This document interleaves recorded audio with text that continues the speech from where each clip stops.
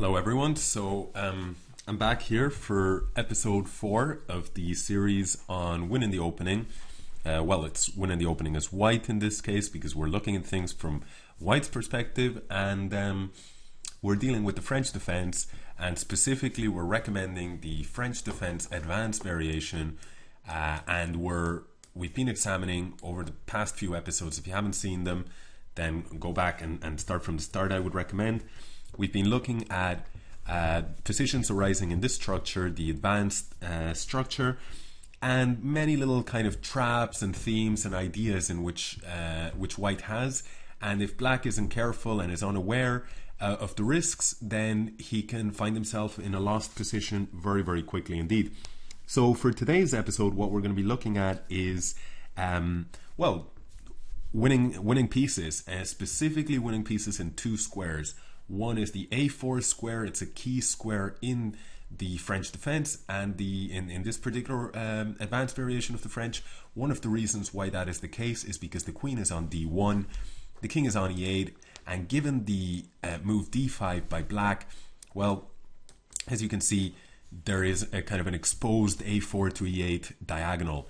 And then the second square that we're going to be looking at is losing pieces on H4, and we'll see that there's two reasons why this can happen. Well, the first one is because if a piece lands on H4 while the king is still on E8, the queen is here, you can see that there is some possibility that queen A4 check, if there is no pawn on C2, if there is no pawn on D4, can be placing an attack on these two points simultaneously. So that's the first reason why H4 is an important square. And the second reason why H4 is an important square is because this light squared bishop is probably going to land on D3, and then the black king, very often it castles kingside, and then you have the queen on D1, and you can imagine that if a piece is on H4, well, there may be a move like queen H5 with a bishop already here on D3, the king on G8, pawn on H7, piece on H4, and black is having to deal with two threats, the mate on H7 and the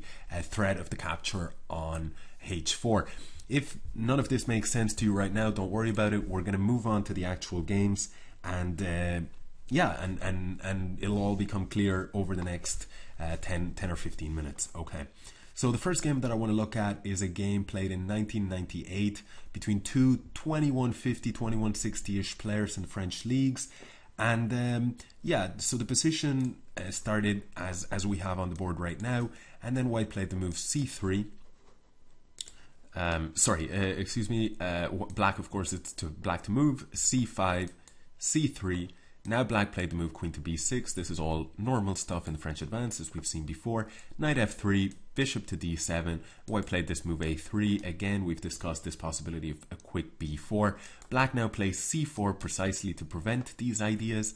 White plays the move knight BD2, knight C6, bishop to E2, knight to A5, castle, knight to E7, rook to B1, rook to C8, all pretty normal development for now. Rook to E1, and now black decides, well, this knight isn't really doing so much, so I want to kind of get rid of it. I don't want to recycle it this way because even here it may not have a future. And remember that black in these kind of positions, because of the advanced E-pawn, has less space. So in general rule is you have less space, you want to swap off pieces, right? So black plays the move knight to B3, and white simply captures the knight back. Now the problem for black is if he takes back with either the queen or with the pawn, then, let's say queen takes b3, right? A situation like this, c takes b3, then not only does he have double pawns, but also he may have to be very, very careful with this particular pawn. It may be falling quite soon. So understandably, black doesn't want to do any of this, and instead has a nice little tactical idea, bishop to a4. White cannot move the knight, so he continues his development with bishop e3, and now black goes ahead and captures with the queen.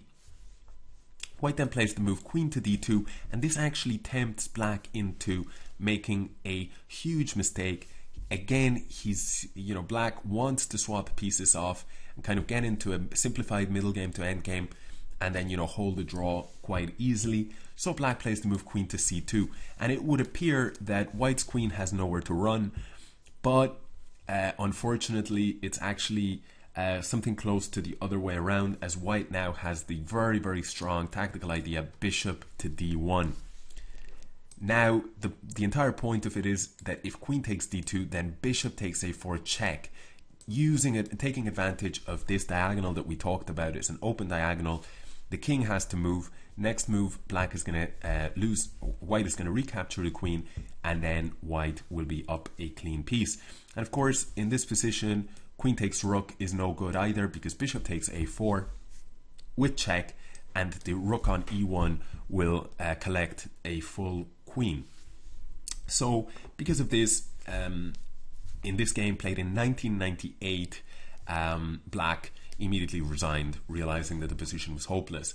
And one of the interesting things about chess is that if you really want to become a good player, you need to study a lot of grandmaster games, and you need to learn from their mistakes, right? There's nothing wrong with making a mistake. That's, you know, a part of improving. The problem that that people have when they get stuck a lot of the time is that they keep kind of rehashing the same mistakes. So on this point, let's take a look at another game played 7 years later in 2005. Okay, so let's go back, and the position was pretty much the same: 6a3, c4. All of this game was played, as I said, 7 years later between two players. The white is rated about 2000, black is rated about 2100. So both decent players. White plays the move knight bd2, and now here we change. In the last game, let me see, I have it a little bit wrong actually. In this position, c3, things changed. Black played the move knight to c6, chose a different order: knight f3, queen to b6, a3, c4. As you can see, it's practically identical to the previous game. Knight bd2, knight a5, bishop e2, bishop d7, castle, knight to e7. Now white played something different. Okay, we have this situation. We didn't see this in the previous game at all, but it's pretty common to bring your knight to this undefended square on g5. The knight was kicked out. Knight went back to h3. I'm guessing white had some ideas of pushing the f-pawn. Not so sure just how good that is. Now black carried on with his piece swapping idea: knight b3, knight takes b3, and again we see the same tactical shot, right? Which in itself is a good idea. White played the move bishop to g4. The last time we saw that white had responded with bishop to e3, and now black captured on b3, and white here stepped the queen onto the d2 square. And you know, as I said, this game, it took place 7 years later. Understandable that black in this particular game would not be familiar with the earlier game, but you know, if you study an opening in depth, then perhaps you can sort of familiarize yourself with these ideas, and then it's not about seeing it over the board, but rather it's about, you know, kind of building your intuition for these kind of things, and not falling into the trap.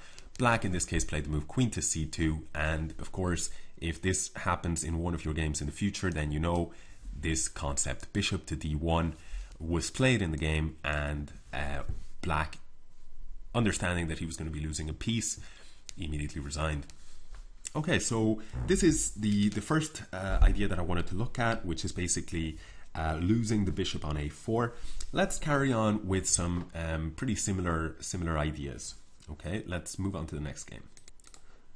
Okay, so we're back at this standard position. White continues c3, and here in a very strong game, actually, these two players are both of them just under 2300. A game played in Finland in 1993. Black played the move knight to e7, chose to develop a little bit of a funky way.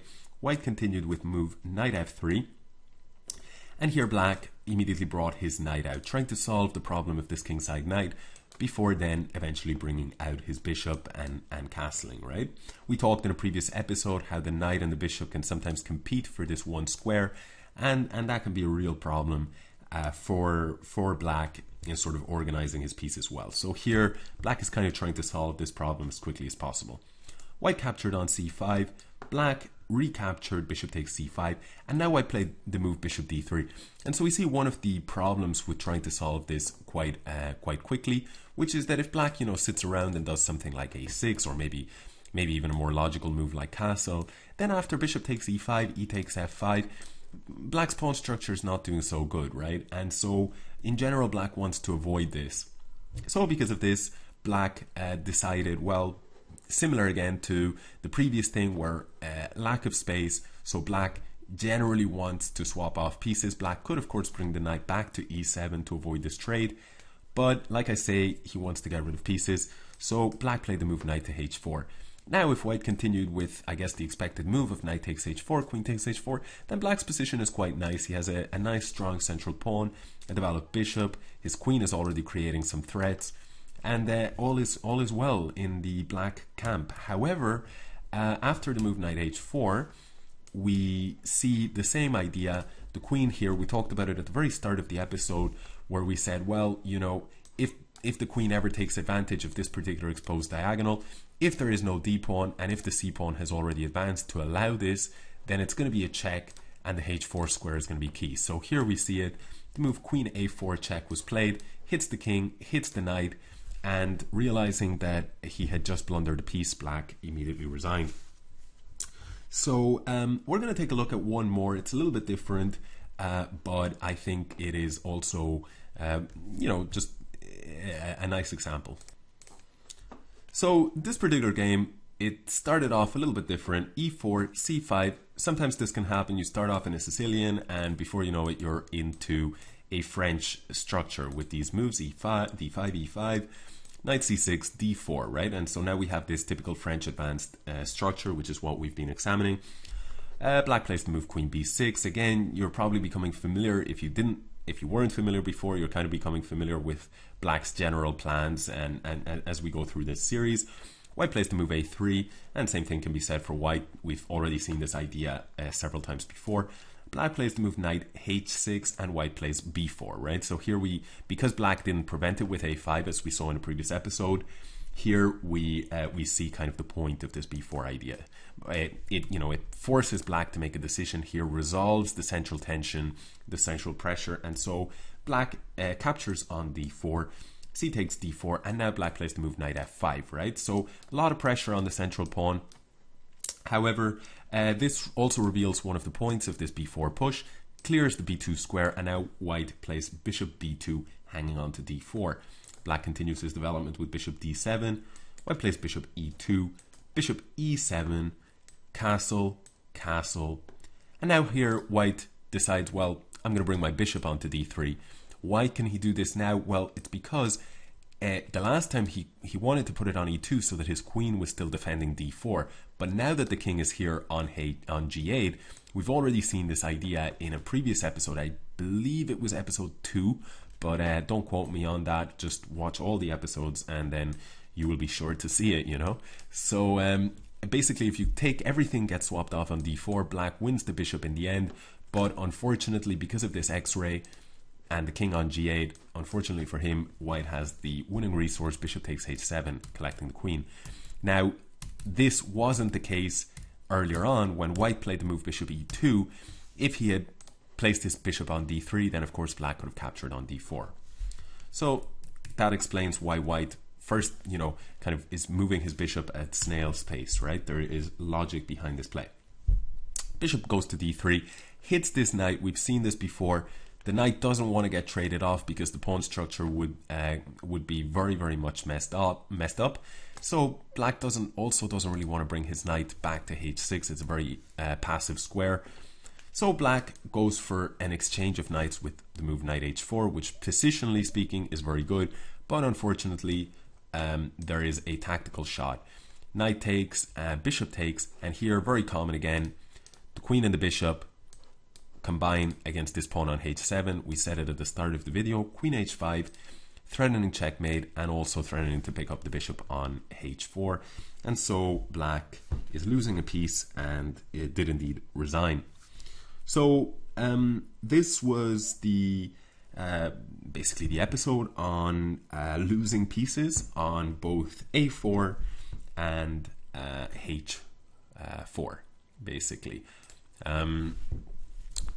Both ideas actually happen quite commonly, and I can tell you that in Blitz, I've won countless games with both of these particular ideas, not just in the French Advance, but they kind of surface in different openings. So it's definitely worth keeping these themes in your mind. Okay, so I think I'm gonna leave it at that. I could cover a couple more topics, but I'm gonna leave them for future episodes to try and keep this a little bit shorter.